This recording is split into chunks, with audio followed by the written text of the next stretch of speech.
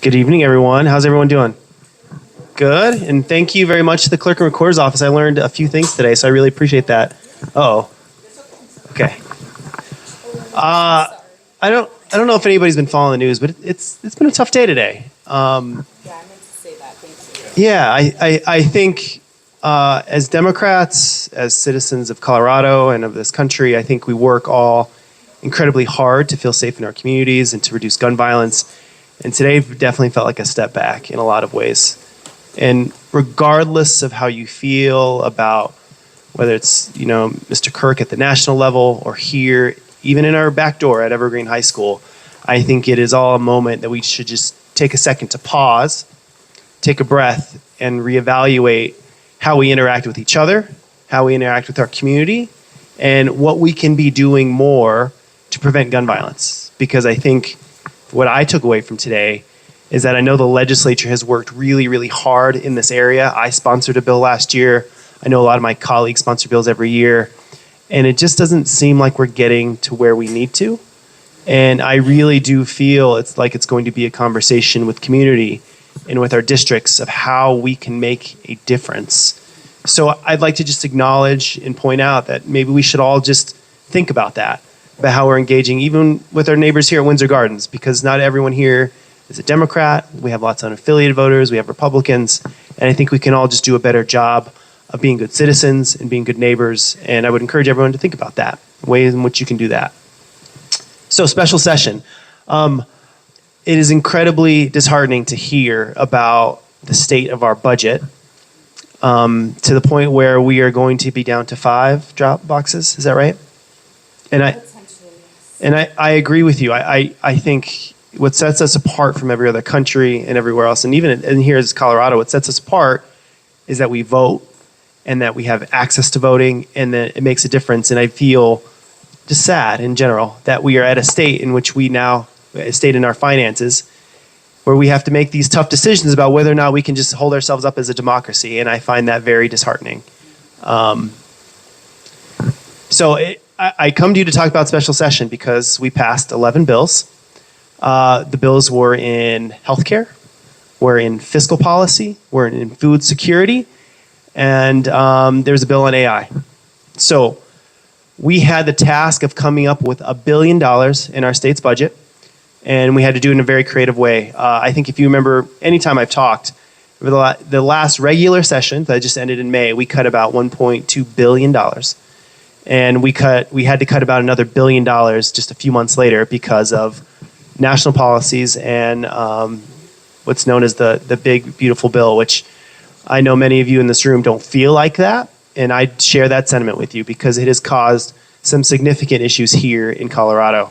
So how did we close this budget gap? I sponsored a bill that allowed us to sell tax credits. Sounds like the most insane thing to do, but there's a method to the madness. So what my bill allowed us to do was sell $125 million of tax credits. Basically say, if you pay your tax liability up front, I'll give me 80 cents today, I'll give you $1 tomorrow. And we are able to, and the hope is, by selling $125 million in tax credits, that we will generate $100 million in revenue to fill the shortfall. Now, I say there's a method to the madness because when you get to cash in that credit, we would have been above the taper cap anyway, and that money was going right back out the door. So instead of giving it back in refunds or spending it on who knows what, we need to fill an immediate need today because there are people in our community that are hurting. There are people who need access to food and healthcare and transportation, and those issues take priority. So that was one that saved about $100 million. We had another. I gave up one of my amendments because my bill was going to raise $250 million. And I gave up one of my amendments to put it onto another bill that allowed them to do the exact same thing, sell tax credits in advance to raise another $100 million, this time to pay down health insurance. We have a reinsurance program here in Colorado that helps lower the costs of healthcare. So we're doing our best to keep the prices as stable as possible. I think you are going to see year over year double-digit percentage increases in healthcare on the individual market, which is incredibly disheartening because all we are doing is preventing people from accessing healthcare. So that was not acceptable in this budget year. So again, We sold tax credits to keep the reinsurance program open, to keep the prices that we promised people for this year's insurance the same, and keep people insured through the remainder of the year. So that was the second way we did it. We also closed down foreign tax havens. So if you think about the millionaires and billionaires in this world who, and many of them live in Colorado, who shelter money in places that you and I could only dream of visiting, we closed those tax loopholes. So we closed them on numerous, and we don't know exactly how much money it's going to raise, but it's going to raise something, and that was something we could do immediately. So yeah, we should all applaud on that. Everyone gets to pay their fair share, right? What else did we do that was, how many have heard of healthy school meals for all? I think at this group, I know they've had people come and talk about that. So basically, as a state, we have decided to fund healthy school meals, exactly what that is. So allow kids, regardless of your zip code, regardless of the resources of your parents, to have access to fresh food and not processed Twinkies nonstop. So the take rate on this program has been tremendous. Like, our kids love it. They're eating better. It's really providing meals for kids that otherwise wouldn't have meals. But it became too expensive. And we needed to raise more money. So we passed a bill to ask voters for us to raise a fee and increase our access to this food for some of the most vulnerable in our community. And I think it's an absolute wonderful program. So when you see that, I would encourage you to vote yes on healthy school meals when that comes forward.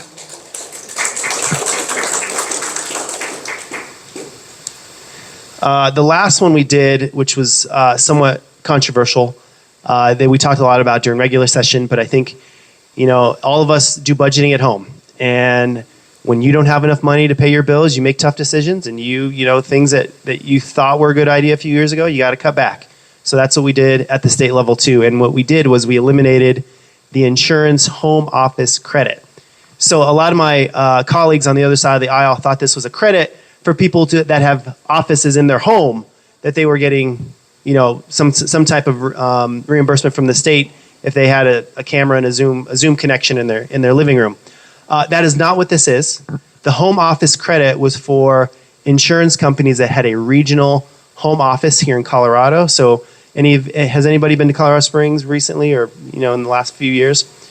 USAA has a ginormous campus in Colorado Springs, and they get a credit from the state to the tune of about $96 million to have their regional home office here, as long as they can have 7% of their workforce here in the state. So those are great paying jobs for people in the North El Paso County. We can't afford it anymore.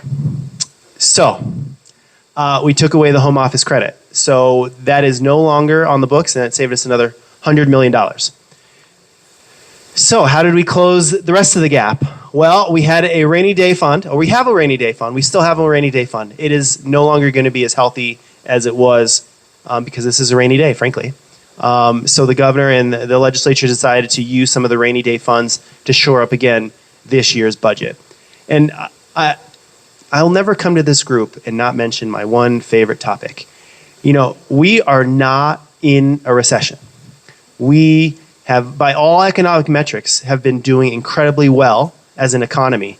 We should not be feeling like we are in a state of austerity at this moment. Maybe next year, maybe the year after. That's not where we are as a state, but because of our tax structure, because of Tabor, we are having to make these tough decisions because it simply will not allow us to fund the government and the services in the community we all deserve. So I will never pass up an opportunity to say how horrible Tabor is, because this is really a consequence of what we're doing right now is because of Tabor. And if you want to have a graduate level dissertation about it, I'm happy to talk to you later about it. But I really do feel until we address the way we tax, the way our tax structure functions, we are going to continue to run into this. And I will make a plug. There is a group out there working on a progressive income tax. And this progressive income tax, don't hold me to the number, but it's exactly what it is. It's a progressive income tax. If you did not know, by Colorado Constitution, we have to have a flat tax for everybody. Everybody pays the same four and a little few percentages rate. Everyone pays the same. Under the progressive income tax proposal, I think the number is 80% of Coloradans would actually see a tax decrease, and that top 20% would see a tax increase. And that would raise, from initial estimates, about $2 billion for the state every year. So if you want to think about things that are coming up that you can vote for to fix this situation, because we are a pretty outstanding state when it comes to the diversification of our economy and everything else. And we should not be in this position, but we are. But you have an opportunity coming up that you can vote for that, and I would encourage you to do so. Hopefully it gets on the ballot. Hopefully it gets the signatures. Hopefully it gets across the finish line. But that is something that we can do immediately to help our communities and our kids and our future and everything we organize and get out the vote for, because it is vitally important. Yes, sir. Anybody even talk about closing prisons? No one talked about that. But preview. I don't want to be the dark cloud that comes here. We're going to face another $1 billion shortfall when we go back in session in January.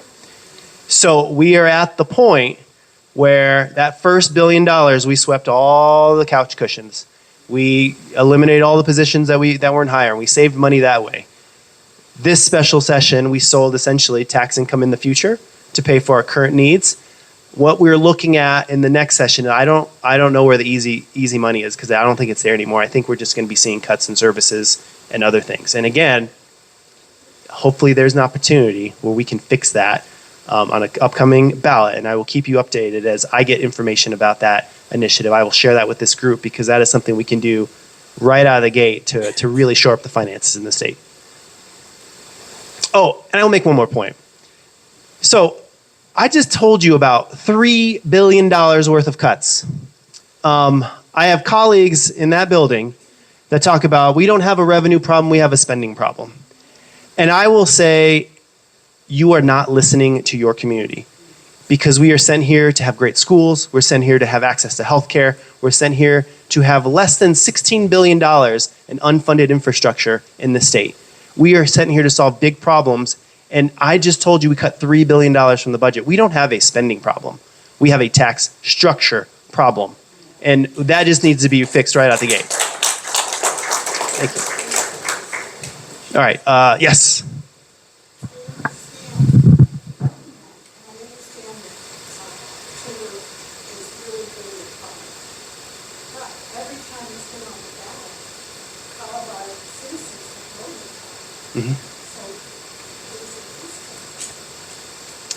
So the question is, I come here and talk a lot about Tabor, but Tabor polls incredibly well in pretty much every part of the state. And I will say this, I think people, when they see those ballot measures, they're hurting. They're in a state of, hey, how do I pay my bills? I get it. And the other side really has an easy argument to make. We know how to spend our own tax money. Those disconnected folks at the legislature don't know what they're doing. Don't give them that power. That's a really easy argument to make. But I've said this before. What they're not telling you is the things you get to vote on. Someone with lots of zeros someone with a lot of zeros who can write a check with a lot of zeros on it, put that on the ballot. And if someone's going to spend that money, do you think they're doing it for your interests or somebody else's? So I really, truly believe that as a democracy, you get to exercise your franchise and your voice through your representative, and I'm lucky to be that person. But my power is curtailed. By extension, your power is curtailed because of Tabor, because we can't have tough conversations.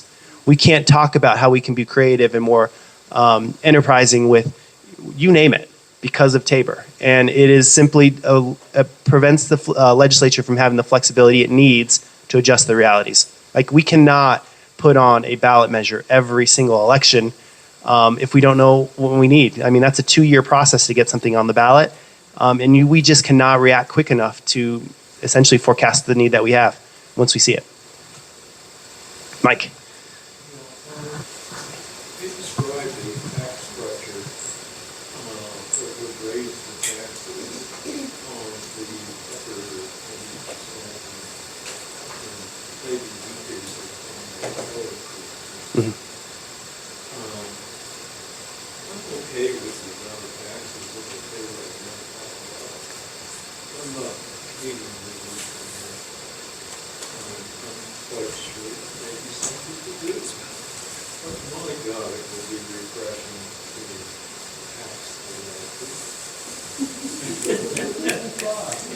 You know, I think that's. I mean, hopefully you heard the question or heard the comment, and if you didn't, it was, lots of. I explained to you what the progressive income tax will likely do, or what the proponents of it will do, and the comment was, I don't necessarily have any issues with what I'm paying, but I would love to see people who could afford more in taxes pay more, and I would agree with you. I think we have a system where we're seeing great wealth disparity between the 1% and everyone else. And I think there needs to be a recognition that the current system isn't benefiting everyone. And there is something that we can do about that. And I think that's an important recognition to have, especially if it gets on the ballot. Go ahead, Mike. And look at overseas yachts and private airplanes and the excess stuff and tail. Yeah, I would agree with you. Yes. Structure, bill, with that, right now is going through the election commission on the ballot? My understanding is it was either going through the title board or there's a lot of discussion about it. It's not being run by the legislature. There's not a representative doing it. It's an outside group that is doing it, but it's coming. And I think they're going to be very successful in gathering signatures and doing what they need to get it onto the ballot. I heard there was some discussion about borrowing money from the unclaimed property. Yep. Did that happen, or is it still open? So when I talked about healthcare and how I gave up one of my amendments, my bill was actually supposed to raise twice as much money. We put it onto another bill, and that was it. It was the trade that we made was instead of using the unclaimed property fund, which has 1 point something billion in it and probably gold doubloons from 1876 that have never been claimed. I affectionately call it the abandoned property fund because that's really what it is. We did not touch that fund. Instead, we sold tax credits into the future. So that was the trade-off. Anybody else? I've wowed you into submission. Hopefully I haven't been too big of a dark cloud, but Mike, you have a question. What's up? Have you guys looked at selling any of the property the state has? That has not come up as a discussion, but I think that would be depending on the property and depending on this. I don't know what the issue would be, but I think a lot of the property that the state holds is recreational area or land that is in the school trust, and these are pieces of property that you don't want to part with because you're having a budget issue.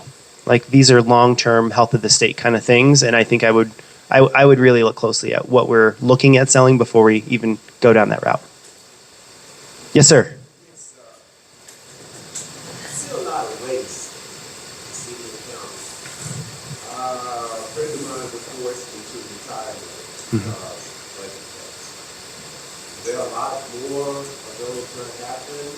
Budget cuts in order to make up for this deficit, or what's going to happen? So the question was, the gentleman sees a lot of waste at the city and county of Denver, and will there be future budget cuts? And I'm going to give a partial dodge, but it's truthful. I'm going to stay in my swim lane. I'm not at the city.